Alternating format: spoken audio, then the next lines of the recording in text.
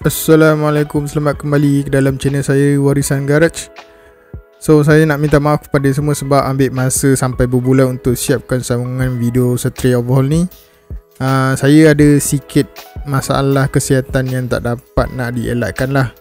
Mungkin nanti kalau ada kesempatan saya cerita dalam video yang lain. So back to the video. Seperti mana yang korang tengok ni adalah blok kosong yang owner beli disebabkan blok asal dia yang dah cala. Blok asal tu saiz 82.5 dan dah ada bekas cala akibat daripada longkang piston ring yang dah patah. Jadi lebih baiklah saya cari blok lain.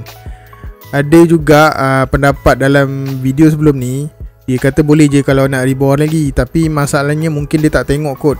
Slip tu dah berlekuk terlalu dalam. Kalau kita ukur pun rasanya dah hampir ataupun lebih 1mm tu. So kita nak besarkan macam mana lagi kan. So kalau nak tukar sleeve, tak tahulah. Bila dah sampai tahap macam tu, kita pun malah nak pening kepala. And owner pun nanti takut kena spend duit lebih. Lagi baik kita cari blok kosong je, senang, jimat masa, jimat duit. Jadi dah settle pencerian blok. Tugas saya untuk bersihkanlah blok tu dengan skim blok deck bagi dapatkan flatness ataupun kerataan pada permukaan blok tu untuk elakkan masalah kebocoran lepas kita dah pasang head nanti. Saya cuci ni pun just guna chemical alkali merah yang biasa tu. Buang kerak-kerak minyak pada tepi blok dan cuba sembuh lah guna water jet dalam lubang-lubang oil gallery untuk keluarkan taik-taik minyak yang sangkut lah dalam tu. And then tak lupa juga untuk bersihkan ruang water jacket dengan water jet juga untuk buang karatan yang ada lah. Untuk bahagian head, minta maaf saya tak shoot pun sebab waktu tu panas sangat. Jadi kerja nak cepat, so malas lah. So korang layan dulu video saya cuci blok ni. Jadi oil pump engine ni pun saya baraikan lah dan saya cuci juga macam biasa. Tapi kena ingat dah baraikan oil pump ni lepas kita cuci, so kita kena double check balik dia punya gigi oil pump tu. Make sure dia tak ada terlalu banyak sangat free play lah. Kalau terlalu banyak sangat free play, nanti dia akan jadi lost pressure. Tapi dalam case ni alhamdulillah dia punya gigi gear pump tu masih lagi okey. And then waktu saya dah siap enjin ni pun dia still lagi okey lah. Minyak pun tak ada masalah, minyak semua naik cantik. Jadi dah settle pembasuhan blok dan komponen-komponen dekat bahagian blok ni. So kita keringkan lah. Pada blok tu nanti, kalau macam sebelum ni pun saya ada bagi tahu juga, kita dah lepas basuh pakai air. So kalau kita lambat keringkan, dia akan berkarat. Jadi biasanya saya akan letakkan WD-40 lah, lapkan dengan WD-40 untuk tujuan, ataupun minyak lah untuk elakkan dia daripada berkarat.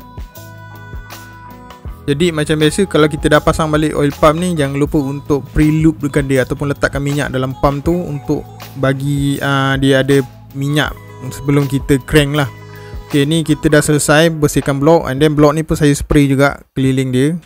So bagi dia ada nampak shiny sikit lah. So ni saya guna hitam kilat, bukan hitam mati lah. Ada orang pakai hitam mati, ada pakai yang high temp punya ni. Jadi owner dia nak nampak ni sikit, so saya pakailah hitam mati, hitam kilat, sorry.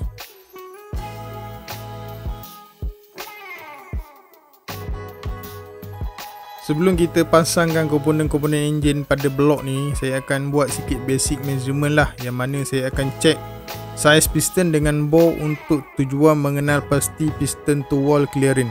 Macam yang korang nampak ni adalah piston standard Myvac saiz 81mm lah. So owner beli baru piston ni.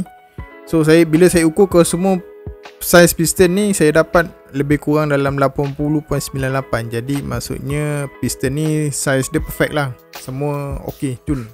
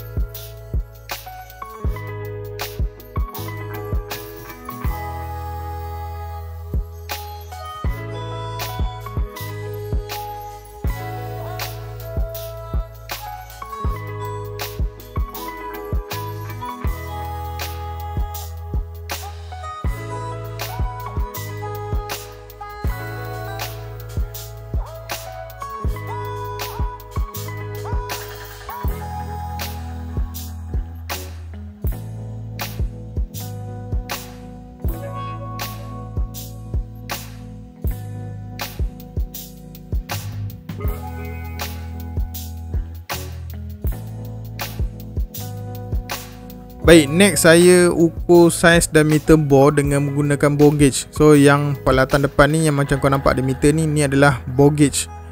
Okey, dalam kes saya ni saya just gunakan bore gauge yang biasa, cak ayamnya.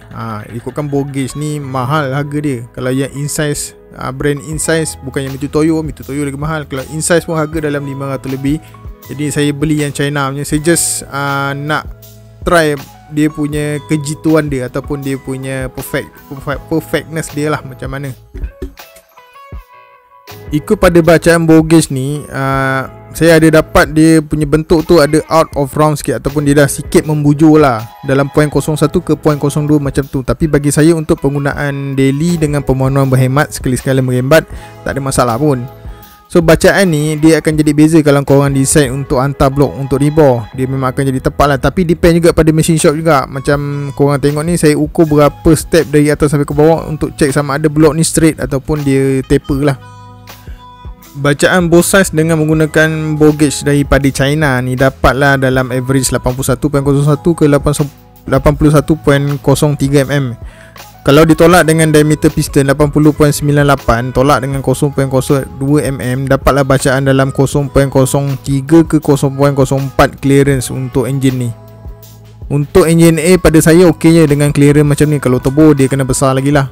So next saya akan ukur piston ring pula. Tapi saya minta maaf awal-awal sebab footage untuk keseluruhan pengukuran piston ring ni saya tak dapat nak rakam sebab waktu tu tak perasan memori dah penuh. Dapat je lah yang sekerat ni. Oil controlling ni je yang saya dapat ukur. Maksudnya saya dapat shoot lah video dia. Baik, piston ring and gap ni dia punya ukuran dia tak boleh terlalu besar ataupun terlalu kecil. Kalau dia terlalu besar, nanti minyak akan senang masuk ke kawasan combustion chamber ataupun pressure pada combustion chamber tu akan escape masuk dekat dalam crankcase dan jadi dah tinggikan blowby. Kalau dia terlalu kecil, nanti piston ring tu akan dia bertindih sesama segi kalau dah temperature dah terlalu ni. Sebabkan nanti piston ring tu akan kembang bila dia dah panas. So bila dia kembang, dia akan berhentam sama sendiri. Lepas tu tekanan daripada enjin lagi, dia akan membuatkan benda tu dia akan bertindih tau. Bertindih lama-lama dia akan gesek lah pada permukaan sleeve tu. So sampai terlepas yang ni. Okey, yang ni saya buat ukuran pada crankshaft. So crankshaft ni perlu juga untuk kita ukur, untuk kita check dia punya roundness pada journal tu. Sebab apa kita kena check roundness dia? Sebab kita nak make sure dia punya aliran minyak tu dia even untuk pada setiap permukaan journal tu lah. Selain daripada kita check clearance dia. Sebab kita check clearance kalau dalam menggunakan kaedah plastic gauge, dia cuma ada satu tempat dia. Tapi kalau kita guna macam ni, kita dapat tahulah keadaan crankshaft tu. Tapi dalam kes ni alhamdulillah crankshaft enjin ni masih lagi dalam keadaan yang baik lah. Walaupun bermasalah pada bahagian piston sampai dah patah dia punya longkang ring apa semua kan. Tapi ni okey lah. Jadi alat pengukuran yang saya gunakan adalah daripada brand Insize. So boleh katakan agak tepat jugalah. Saya ada juga yang China punya, dia lebih kurang. Tapi Insize ni lebih gitu lah, dia punya bacaan dia lebih tepat. Okay, so untuk pengetahuan korang, ni crankshaft ni saya baru lepas polish saya ukur lepas kita hantar polish. So sebab apa kita kena ukur selepas kita hantar polish? Sebab kita tak nak, kalau boleh tak nak terlebih polish lah. Tapi biasanya kalau polish dia tak adalah makan terlalu banyak kan. Dia just untuk macam ni, tujuan saya untuk adjust dia punya clearance sajalah. Macam crankshaft ni saya adjust clearance dia bagi besar sikit.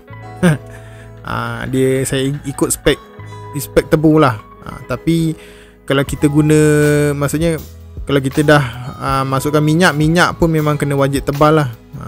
Baik, setakat ni sajalah konten saya pada kali ini. Terima kasih kerana menonton sampai ke hujung video.